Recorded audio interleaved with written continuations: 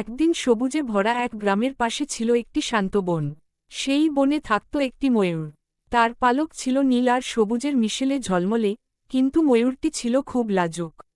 অন্য পাখিরা যখন উঁচু ডালে বসে গান গাইত, সে তখন পাতার আড়ালে লুকিয়ে থাকত। সবাই তার সৌন্দর্য দেখে প্রশংসা করত, তবু সে নিজের শক্তি বুঝতে পারত না। এক বর্ষার সকাল ছিল। আকাশে কালো মেঘ জমেছিল, বাতাসে মাটির গন্ধ। হঠাৎ জোরে বৃষ্টি নামল। বনের ছোট ছোট পথগুলো পানিতে ভরে গেল। সেই সময় গ্রামের দিকে যাওয়া এক কিশোর পথ হারিয়ে ফেলল। সে ভয় পেয়ে বসে পড়ল একটি বড় গাছের নিচে। চারদিকে শুধু বৃষ্টি আর গাছের ফাঁক দিয়ে আসা বাতাসের শব্দ। ময়ূরটি দূর থেকে ছেলেটিকে দেখতে পেল। তার মনে হলো কেউ সাহায্য চাইছে।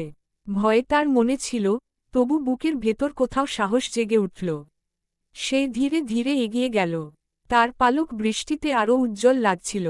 সে নাচতে শুরু করল। তার নাচে ছিল না গর্ব, ছিল পথ দেখানোর ইশারা। ছেলেটি অবাক হয়ে ময়ূরের দিকে তাকাল। ময়ূরটি সামনে এগিয়ে আবার থামল, যেন বলছে আমাকে অনুসরণ করো। বৃষ্টির মাঝেই তারা চলতে লাগল। ময়ূরটি জানত কোন পথ নিরাপদ, কোথায় জল কম। কিছু দূর যাওয়ার পর বনের প্রান্ত দেখা গেল। সেখান থেকে গ্রামের আলো স্পষ্ট। ছেলেটির চোখে আনন্দের জল এসে গেল। সে বুঝল আজ এই ময়ূরই তার রক্ষক। গ্রামে পৌঁছে ছেলেটি ফিরে তাকাল। ময়ূরটি তখন দূরে দাঁড়িয়ে আছে। এক মুহূর্তের জন্য সে পালক মেলে ধরল, তারপর ধীরে ধীরে বনের ভেতর মিলিয়ে গেল।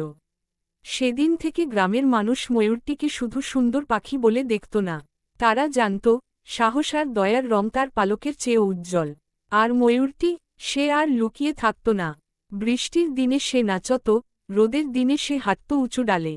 নিজের ভেতরের শক্তি সে খুঁজে পেয়েছিল, আর সেই শক্তিই তাকে সত্যিকারের সুন্দর করে।